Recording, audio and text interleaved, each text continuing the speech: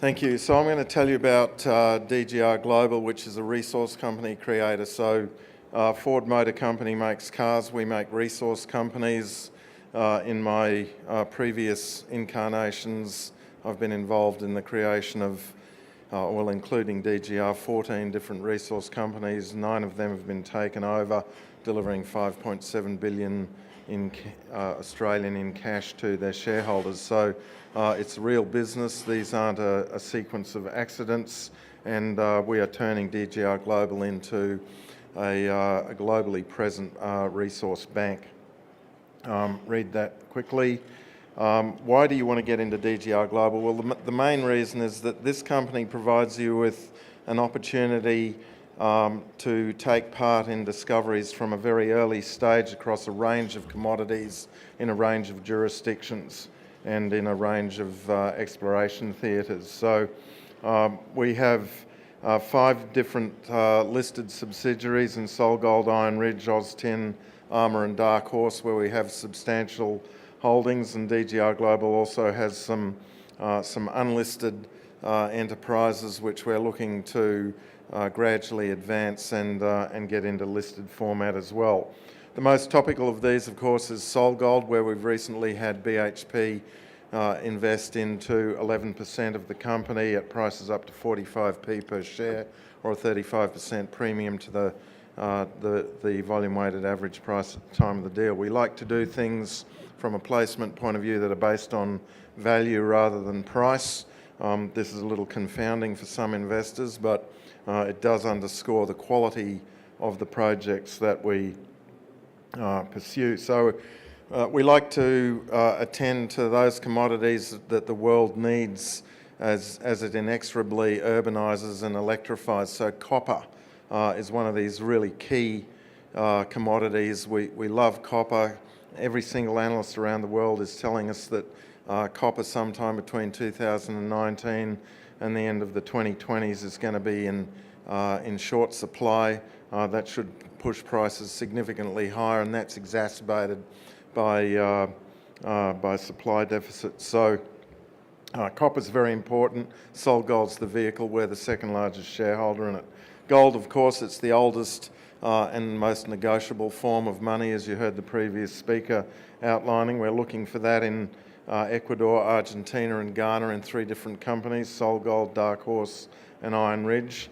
And in OzTin, looking at some of those important but less prominent metals such as cobalt and tin from a battery storage, power storage point of view, and of course lithium in Dark Horse and Iron Ridge. The push towards stored power from green sources of power generation means that lithium is going to become increasingly important. Yes, there's a lot of people looking for it, but we think that demand will outstrip supply, and the price of that will keep going up after its recent breather. Gas is the most efficient, cleanest form of fossil fuel that you can get, and that's why we're working on ARMOR Energy and its emerging power production project in the Roma Shelf area of southern Queensland. So we produce gas and oil from the Roma Shelf. It's an old oil and gas province, and we're revitalising that. So we're present in a number of theatres, commodities and markets across the world, as I outlined to you. Our companies are listed in Toronto, London, and DGR is listed on ASX, and we're active on 3 continents, South America, Africa and Australia, and there's really no limit to what we can do and where we can go. We start with early stage exploration ideas.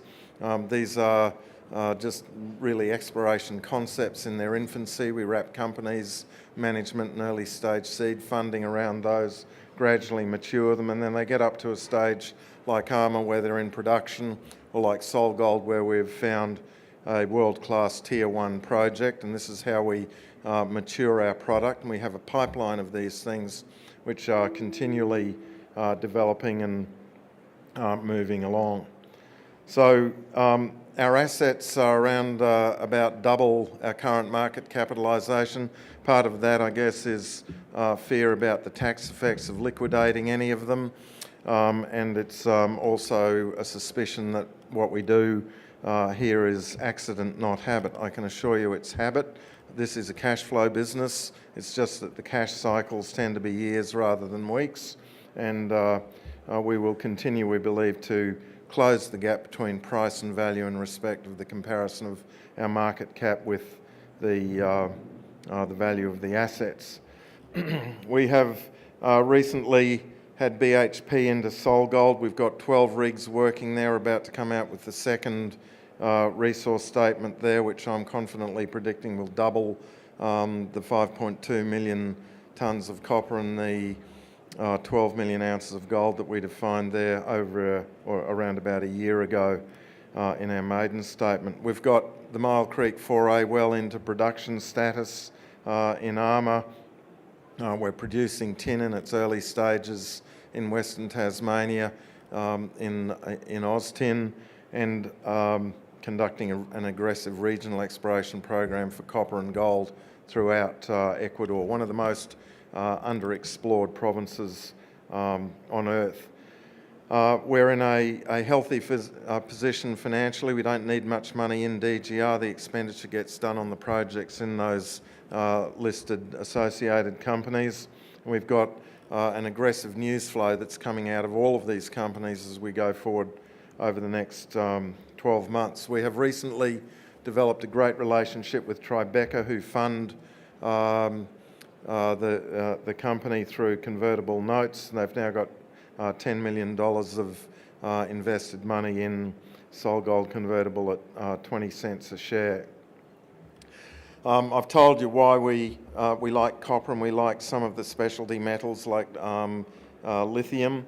It's because of the growth in global energy demand, and gas is an important part of that. That's why we are focusing on ARMA's production project in southern Queensland, and we cover an entire previously producing province, and we're revitalising that using new exploration and production strategies.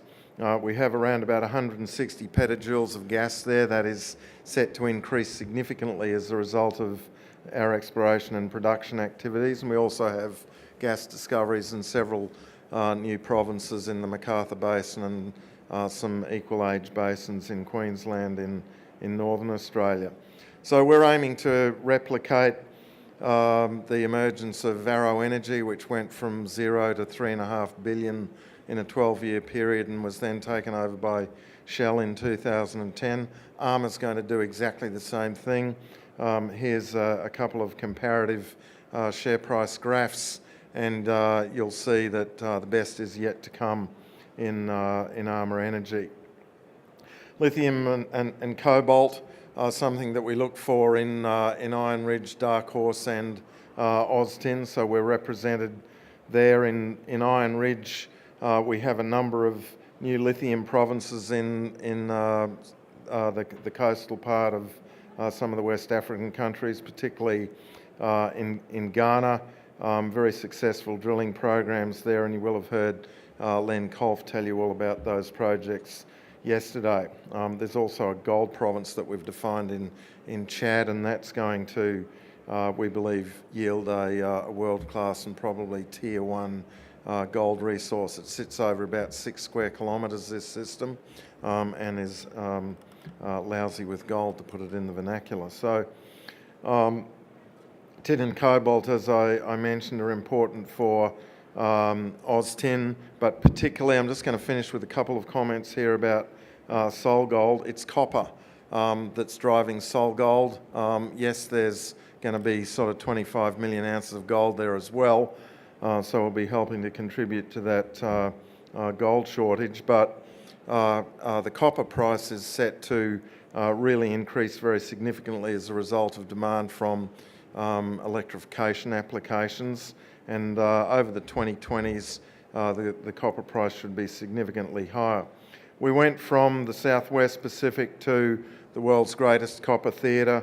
Jason Ward will tell you more about this when he gives the SolGold presentation later, but If you superimpose the geology that we dominate over northern Chile, you cover about 25% of the world's copper resources. We've got same geology all under one roof, and it's going to be emerging as a global copper company. So we think that these belts of rocks can hold the same sorts of ore bodies as Chuquicamata and Escondida, and on top of that, the significant logistic advantages that we have at Cascabel give us around about $3 billion in capital advantages over something high and dry in the Chilean Andes. So tremendous intersections, great mineralogy, a resource that we think is set to double, and you can see there, as Jason will show, that it's a growing resource. We're going to develop it